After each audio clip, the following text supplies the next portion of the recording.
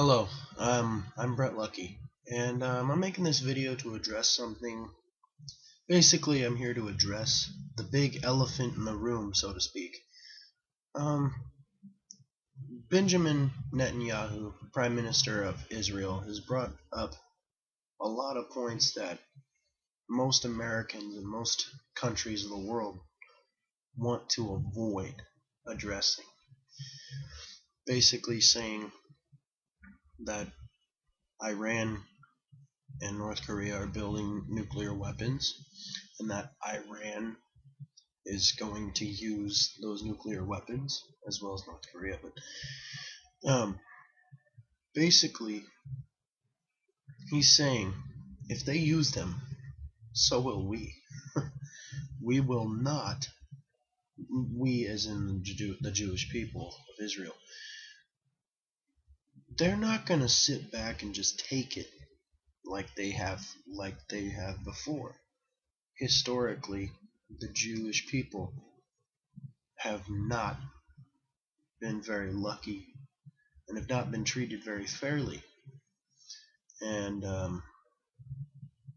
they're saying that this isn't going to happen again. There's not going to be another Holocaust. I mean, it's not going to happen.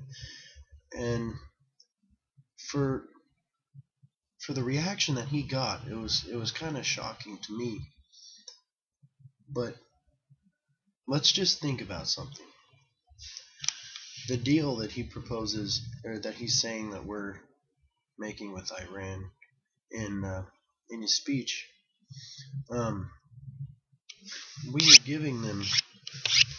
we are basically giving them the capability of building nuclear weapons, and nobody's addressing the issue that what if they use it for the wrong reasons. Oh no, they're really trying to rebuild their country. They're trying to do good with the centrifuges that we're giving them. And that's like giving a pothead marijuana and saying it's for medical purposes. I mean, sure, that's what it's for, but that's not why he's using it. It really, it's kind of scary, and that's natural because in the blink of an eye, the world could be over. But I think we're on the verge of something big, and I'm not one of those. The end is near kind of people, but we are getting very, very close to something bad.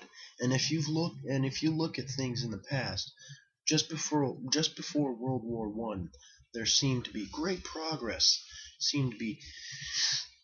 There seemed to be. I mean, there were insurrections in certain areas saying we want this and we want that, and the war seemed inevitable. And sure enough, the Great War, World War One, the war to end all wars, it happens, and 25 million people die. 10 million soldiers, but roughly 15 million civilians.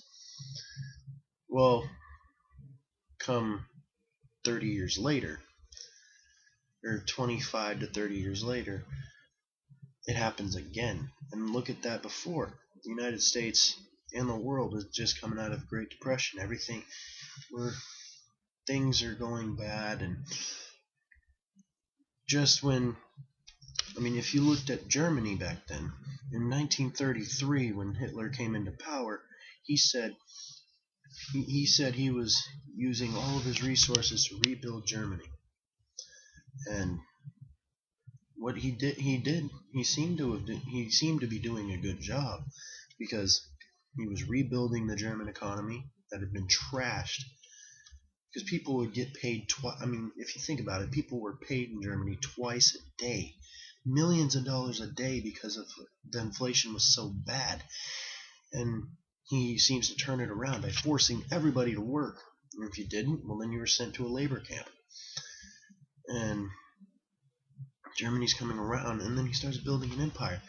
And the United States didn't want to get involved. As with World War One, the United States tend to be pacifists in these type of situations. It's not our war. But then all of a sudden something happens to us and we get involved. And I'm not saying this is a certainty that this is going to happen. You never know. A miracle might take place and just stop everything in its tracks. But I'm seeing the same pattern occur again nowadays. 70 years ago, when World War II ended, it seemed like there was going to be a great peace in Europe because Hitler had been taken down, Mussolini had been taken out, and you've got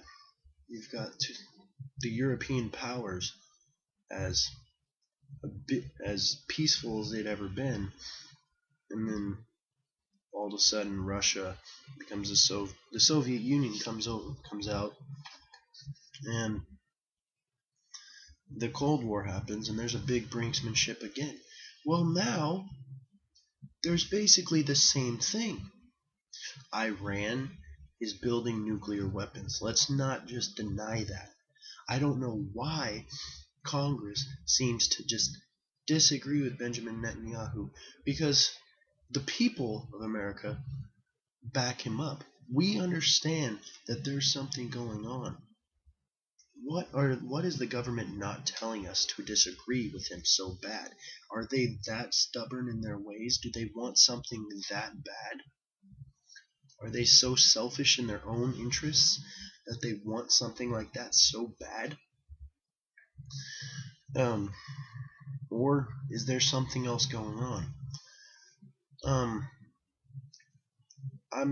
What I'm saying is that I believe that there's going to be a war, and that Netanyahu is he's a good guy, and I believe this to be true, but I believe him when he says he's going to use all power necessary to protect his people, as would I if I were him. But let's just think about something for a second. Let's just suppose Iran does have nuclear weapons, and so does North Korea, and we already know that Russia and the United States and some other countries have them as well. Well, all it takes is one person to press the button, and then in a matter of hours, the world's done. The world's over. All the developed countries, the first worlders like the United States, Russia, Israel, all of Europe, they're gone. Because what's the first thing that you do when you let's say you're in a fight? There are a couple big guys and there are a couple small guys. Well, if you had to attack, you're going to take out the big guys first with everything you had, because they're the most likely. They're the ones that are the strongest. They're the ones that are most likely to hurt you. And let's think about this. If Iran attacks Israel and Israel attacks Iran in retaliation, the nuclear missiles will go flying. What happens then? United States launches a couple. The United States will launch one or two or more. Then so will Russia. Then so will North Korea. Then so will China. And pretty soon there's a net of missiles in the air. It looks like you're looking at an air traffic control screen. There's hundreds. And we're talking about nuclear missiles that all it takes is one to just devastate a city, and millions of people will die, and all of a sudden there will be a conflict like no one's ever seen before. And there's a quote, I forget who said it. They said, I don't know what weapons World War III will be fought with, but World War IV will be fought with sticks and stones. And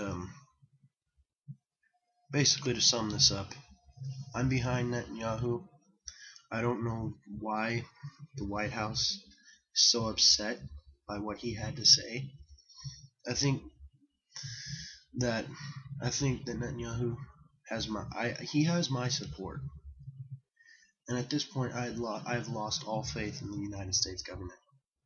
And coming from an American, that's hard, but at this point I don't know what else to do, because ultimately we're seeing the power in America shift from the people to the government, and it's hard to deny that from anybody. You can say, oh, we still vote for the guy in the office. Well, the guy in office isn't doing a very good job. But there's something going on, and I think by the time we figure out what it is, it's going to be too late. Like, comment, or dislike. It's all about opinion. What do you think is going to happen? I mean, if you've made it this far in the video, tell me what happened. Tell me what you think. It's a free country for now. But whatever happens, God bless America, right?